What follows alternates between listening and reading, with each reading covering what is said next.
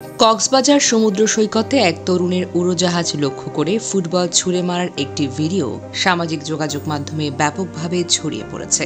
14 থেকে 16 সেকেন্ডের এই ভিডিও দেখা যায় একজন যুবক সমুদ্র সৈকত থেকে পা দিয়ে ফুটবলটি উড়োজাহাজের দিকে ছুড়ে মারছেন। ভিডিওটির কোণ এবং দৃশ্যপট দেখে মনে হতে পারে ফুটবলটি উড়োজাহাজের কাছাকাছি গিয়েছে অথবা তার চাইতেও উঁচুতে উঠেছে। সাধারণ একজন মানুষের পক্ষে ফুটবলের সর্বোচ্চ 50 থেকে 20 মিটার উঁচুতে তোলা সম্ভব। পেশাদার ফুটবলাররা যেমন ক্রিস্টিয়ানো রোনালদো, লিওনেল মেসি শক্তিশালী শটে ফুটবলকে 30 থেকে 40 মিটার পর্যন্ত উঁচুতে তুলতে পারেন। তবে এটি বিরল এবং আদর্শ পরিস্থিতির উপর নির্ভর করে। সমুদ্র সৈকতের বালুকাময় পৃষ্ঠ থেকে শট নেওয়ার ক্ষেত্রে এই উচ্চতা আরও কমে যেতে পারে, কারণ বালুতে দাঁড়িয়ে শক্তি প্রয়োগ করাটা কঠিন।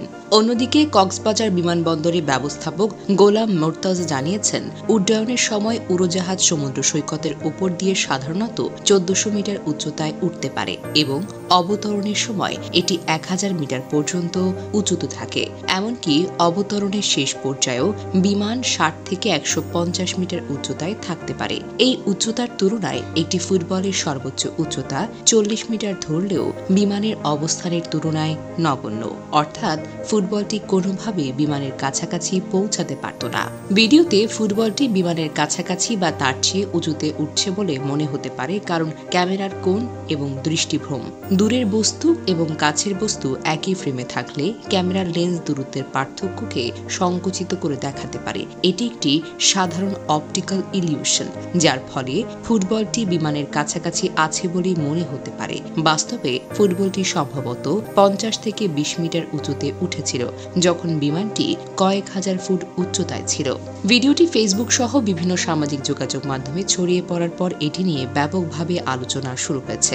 মানুষের প্রতিক্রিয়া বিভিন্ন দৃষ্টিকোণ থেকে এসেছে। সামাজিক মাধ্যমে সাইফার নামে একজন লিখেছেন, কক্সবাজার সমুদ্র সৈকতে ফুটবল খেলা নিষিদ্ধ করা উচিত। তিনি বলেন, এটা ঘুরতে যাওয়ার জায়গা, খেলার মাঠ না। ছোট বাচ্চাদের নিয়ে যারা সমুদ্র সৈকতে ঘুরতে যান তারা ফুটবল খেলা নিয়ে সমস্যার সম্মুখীন হন। রেজাউল করিম বলেন, তিনি ঘটনাটি গুরুত্বের সাথে দেখছেন এবং বলছেন, কাজটা ভালো হলো না। ফুটবলটি মারার কারণে বিমানটা দুর্ঘটনার কবলে পড়তে পারত।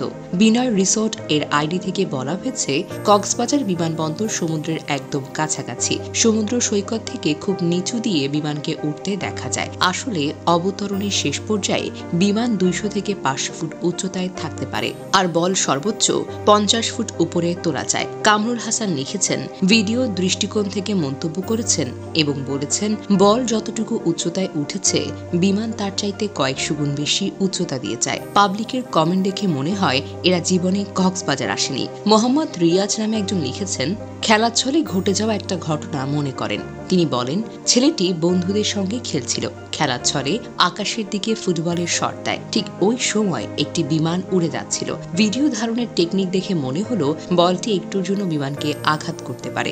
বাস্তবতা ভিন্ন, বলটি বিমান থেকে অনেক দূরে। তিনি আরো যুক্তি দেন, সৈকতে ফুটবল খেলা নিষিদ্ধ নয়। জাতীয় দলের ফুটবলরাও সেখানে অনুশীলন করেন। তবে তিনি সৈকতে দৃশ্যমান দিক নির্দেশনার প্রয়োজনীয়তার উপর জোর দিয়েছেন। কক্সবাজার সমুদ্র সৈকতে ফুটবল ছুড়ে মারার ঘটনাটি যদিও বিমানের জন্য কোনো প্রকৃত হুমকি সৃষ্টি করেনি, তবে এটি এভিয়েশন নিরাপত্তা এবং জনসচেতনতার গুরুত্বকে তুলে ধরেছে। ফুটবলটি বিমানের কাছাকাছি পৌঁছানোর কোনো সম্ভাবনা ছিল না, তবে এই ধরনের আচরণ ভবিষ্যতে আরও বিপজ্জনক কার্যক্রমের দিকে যেতে পারে। সামাজিক যোগাযোগ মাধ্যমে মানুষের মিশ্র প্রতিক্রিয়া এই ঘটনার প্রতি জনসাধারণের উদ্বেগ এবং ভিন্ন দৃষ্টিভঙ্গি প্রকাশ করে। বিমান কর্তৃপক্ষ এবং জেলা প্রশাসনের উচিত এই ঘটনা থেকে শিক্ষা নিয়ে সৈকত নিরাপত্তা ব্যবস্থা জোরদার করা এবং স্পষ্ট দিক নির্দেশনা প্রদান করা।